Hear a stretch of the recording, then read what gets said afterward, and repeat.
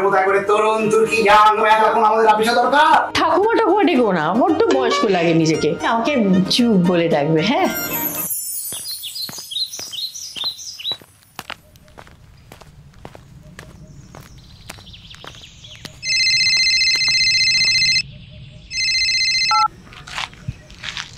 হ্যাঁ হ্যালো বল।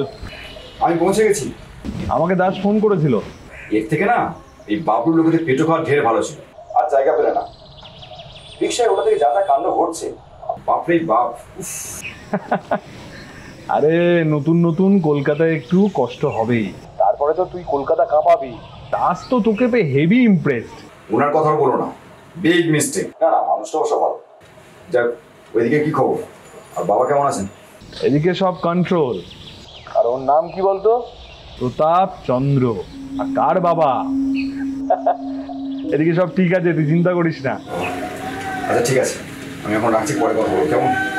বাবার খেয়াল রেখো। আচ্ছা আচ্ছা ঠিক আছে ঠিক আছে, তুই টেনশন করিস না, এদিকটা নিয়ে আমি দেখে নিচ্ছি। রাখছি।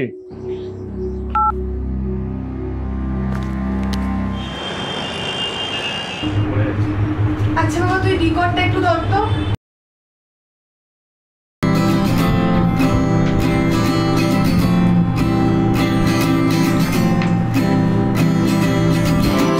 আচ্ছা এবার তুই ই মাইনার কর্ডটা ধর।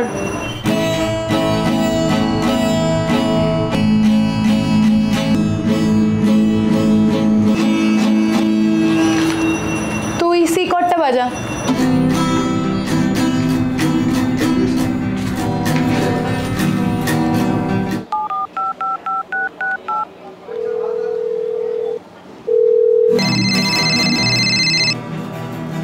দাঁড়া তো 1 মিনিট। ঠাম্মি এখন ফোন করছে কেন? হ্যাঁ ঠাম্মি বলো। হ্যালো, হ্যাঁ তুই কখন বাড়ি আসবি? শোন না, বলছি ছেলেটা এসছে জানিস, কি দেখতে রে, একদম কুমোরটুলির কার্তিক ঠাকুর। যেমন টিকালো না তেমনি ঝাঁকড়া ঝাঁকড়া চুল আর চৌদ্র, কি বলবো তোকে।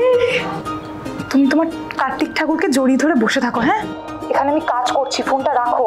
এই দেখো, রাগ করিস না, তুই তাড়াতাড়ি আয় তো। সে যাচ্ছি, কিন্তু আমি তো তোমাকে মেয়ে রাখতে বলেছিলাম।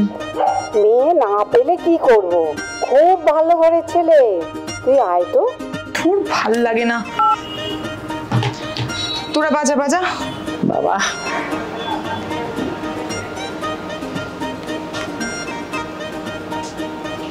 বলছি কার্তিক ঠাকুর, একবার যখন যুগান্তিকার কাছে এসে পড়েছ, তোমার আর রক্ষে নেই। তোমায় আমি শুরু কর।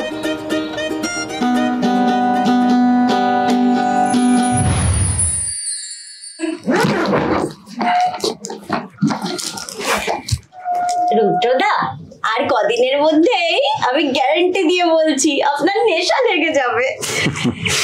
সেটা হলো তো খুব মুশকিল মালা, তাই না? বড় বিপদ হয়ে যাবে যে।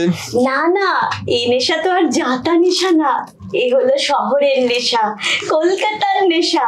হ্যাঁ, এই কলকাতাকে অনেক লোক গালমন্দ করে, কত বাজে বাজে কথা বলে, কিন্তু একবার এই শহরে থাকতে শুরু করলে এই শহরের মানুষগুলো কেমন যেন আপন হয়ে যায়। কলকাতায় একবার পা রাখলে ফেরা মুশকিল, এই শহরে সবার ঠিক জায়গা হয়ে যায়। বহুদিন পর এতটা সময় বাড়ির বাইরে কাটালাম জানো, আর কতদিন কত মাস কাটাতে হবে কে জানে। বাবা সবসময় ব্যবসা নিয়ে ব্যস্ত থাকে, ইট বালি সিমেন্ট কোল্ড স্টোরেজ এইসব কিছু নিয়ে। জানো মালা, আমাদের না বাড়ির ঠিক পিছন দিকে একটা পুকুর আছে। পুকুরটার চারপাশে কি ব্যস্ততা তুমি কল্পনা করতে পারবে না। প্রত্যেকটা দিন সকাল থেকে শুরু হয়ে যায় তার ব্যস্ততা। লোকজন চান করতে চলে আসে, কেউ কাপড় কাচতে, কেউ থালা হাঁড়ি মাজতে। আর বাচ্চাগুলো পুকুরের পাশে না গাছ আছে জানো তো, সেই গাছ থেকে চপাত চপাত করে লাফ মারে। তারপর যখন বেলা বাড়ে তখন আস্তে আস্তে শান্ত হয়ে যায়।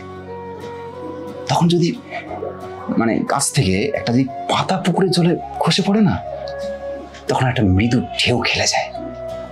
সেই ঢেউটা আস্তে আস্তে কেমন বড় হতে হতে পুকুরের পাড়ে গিয়ে মিশতে থাকে।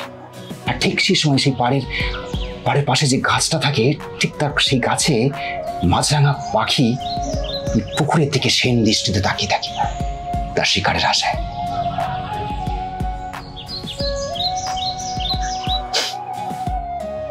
এই পুকুর যে কত শত বছর ধরে এখানে আছে কে জানে।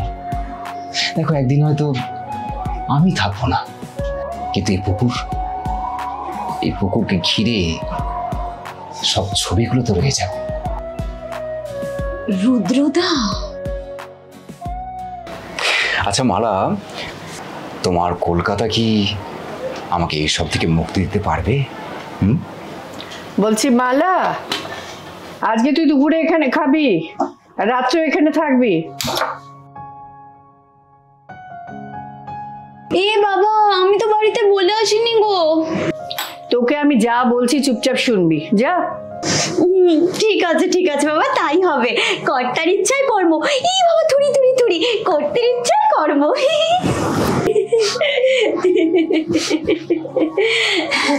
রুদ্রদা, কলকাতা আপনাকে কতটা মুক্তি দেবে জানি না দাদা, তবে হ্যাঁ, আমাদের এই বউ ঠাকুরন সব কিছু ভুলিয়ে দেবে আপনাকে। বউ ঠাকুরন বড্ড সহজ সরল মানুষ, ওনাকে না দেখলে তো কেউ বিশ্বাসই করবে না পরকে কিভাবে আপন করে নেওয়া যায়। আর বউ ঠাকুরের তো এই জগৎ সংসারে কেউ নেই আমরা ছাড়া।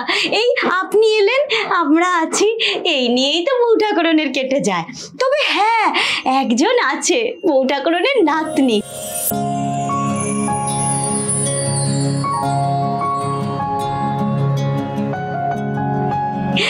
কিন্তু হ্যাঁ, সে অবশ্য ঠিক আছে, ভালোই, বউ ঠাকুরানের মতনই। এলেই তো আপনি দেখতে পাবেন, ওই যে আপনার পাশের রুমেই তো থাকে। এমনিতে তো দিদি খুবই ভালো, পুরো বউ ঠাকুরানের মতো, কিন্তু ওই একটা ডিসপুট, মাঝে মাঝে মাথাটা একটু গরম হয়ে যায়।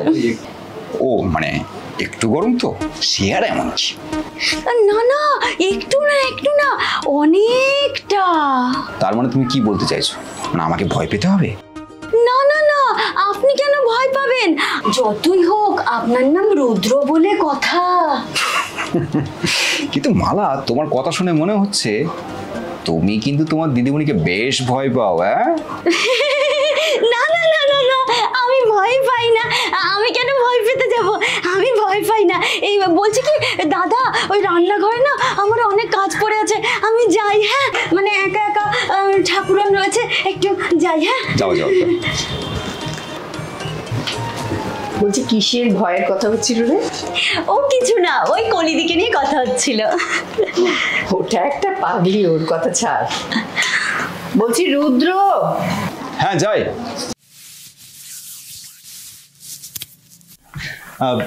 হ্যাঁ, দেরি আছে একটু রান্না হতে, তো লুচি ভেজেছি গরম গরম, খেয়ে নেবে এসো।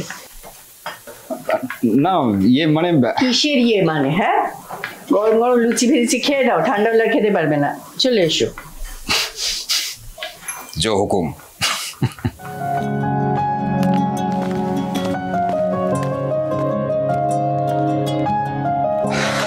বউ ঠাকুরনের হাতের লুচি যেন অমৃত। আহা, চুপ করতো তুই, বড্ড আজে বাজে বকে, জানো। বলছি জানো রুদ্র, যখন আমি তোমার নাম, তোমার বাবার নাম শুনলাম, তখন ভাবলাম বিরাট জমিদার হয়তো আমাদের বাড়িতে আসছে। তারপর স্বয়ং রবি ঠাকুরের টাইটেল আর তোমাদের টাইটেল এক, আমার ভেবেই কিরকম লাগছিল। না, ওই জমিদারি এখন কিন্তু নেই। বাবা এখন ব্যবসা করেন, মানে আমি দেখিনি আর কি জমিদারি ওই ব্যাপারটা। আর ওই বাবা সেই ব্যবসা থেকে পালিয়েই তো কলকাতা। মা, বাবার ব্যবসা থেকে পালিয়ে এলে কেন? বাবার ব্যবসা তোমার পছন্দ না? না ধরো। হ্যাঁ, না পছন্দ নয় ব্যাপারটা ঠিক না। আসলে আমি না আমার নিজের মধ্যে থাকতে একটু বেশি ভালোবাসি। ওই অত হই হট্টগোল আমার একদম পছন্দ হয় না। তাছাড়া বাবার কথা মতো এমবিএ ডিগ্রিটা তো করেছি, এখন এখানে চাকরিও পেয়ে গেলাম, এবার দেখা যাক।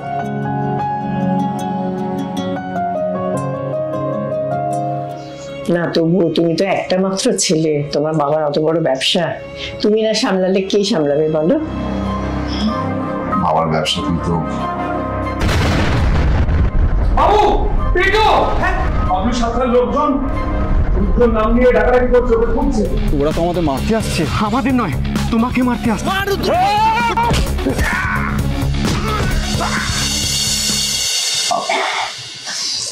আসলে না এই এত কঠিন ব্যাপার আমার মাথায় একদম ঢোকে না। ঠাম্মি আজকে যা এই বাড়িতে ওই ছেলেটা থাকা চলবে না, আজই ওকে বাড়ি থেকে বেরিয়ে যেতে হবে। বিয়েটা হবে কিন্তু সম্পূর্ণ রুদ্রর মধ্যে, কথাটা যেন